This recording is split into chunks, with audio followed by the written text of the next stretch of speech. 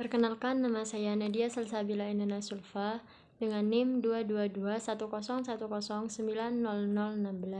Di sini saya akan menjelaskan ulang apa yang telah saya pahami dari buku yang telah saya baca.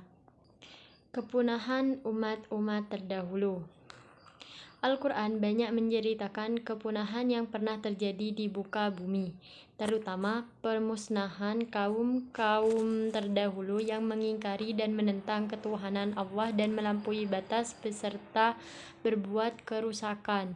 Berikut secara global disebutkan kisah-kisah Qur'ani tentang umat terdahulu yang Allah musnahkan. Yang pertama, kaum Nabi Nuh. Kaum Nabi Nuh berdakwah selama 950 tahun. Namun hanya 80-an orang dari kaumnya yang beriman. Mereka mendustakan dan memperolok Nabi Nuh.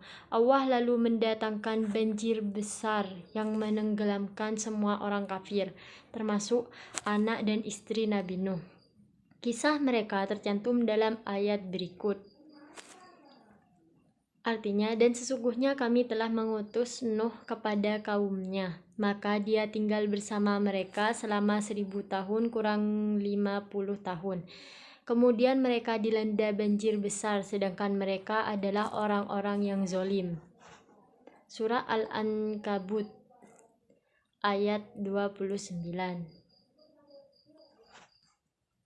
Yang kedua, kaum Nabi Hud. Nabi Hud diutus kepada kaum Ad. Mereka mendustakan kenabian Nabi Hud. Allah lalu mendatangkan angin dahsyat disertai bunyi gemuruh yang menggelegar hingga mereka tertimbun pasir dan akhirnya. Kisah kaum Ad dapat dibaca misalnya pada ayat berikut. Artinya, apakah tidak sampai kepada mereka berita tentang orang-orang yang sebelum mereka, yaitu kaum Nuh, Ad, Samud, kaum Ibrahim, penduduk Madian, dan penduduk negeri-negeri yang telah musnah, telah datang kepada mereka rasul-rasul dengan membawa bukti-bukti yang nyata. Allah tidak menzolimi mereka, tetapi merekalah yang menzolimi diri mereka sendiri. Surah At-Taubat ayat 70. Yang ketiga, kaum Nabi Salim. Nabi Salih diutus Allah kepada kaum Samud. Allah memberi Nabi Salih mukjizat berwujud seekor unta betina yang keluar dari celah batu. Meski demikian, umatnya tetap saja tidak mau beriman dan malah membunuh dengan keji unta betina tersebut, sehingga Allah pun menimpakan azab kepada mereka. Kisah kaum Nabi Solih disebutkan di antara dalam ayat berikut.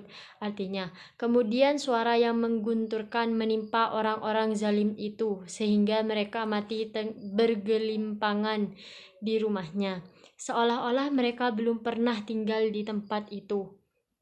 Ingatlah, kaum Samud mengingkari Tuhan mereka.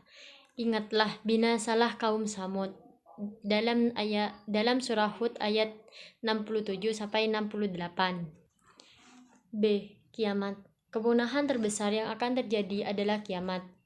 Kiamat adalah hancurnya alam beserta seluruh makhluk hidup di dalamnya, termasuk manusia dan kebudayaannya.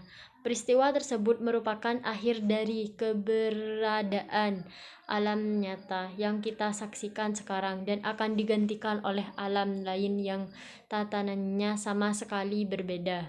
Meski kita tidak akan bisa membayangkan persisnya kejadian itu, tetapi Al-Quran menggambarkannya dengan peristiwa alam dahsyat yang belum pernah terjadi sebelumnya. Apabila matahari digulung dan apabila bintang-bintang berjatuhan dan apabila gunung-gunung dihancurkan. Surah At-Takwir ayat 1-3.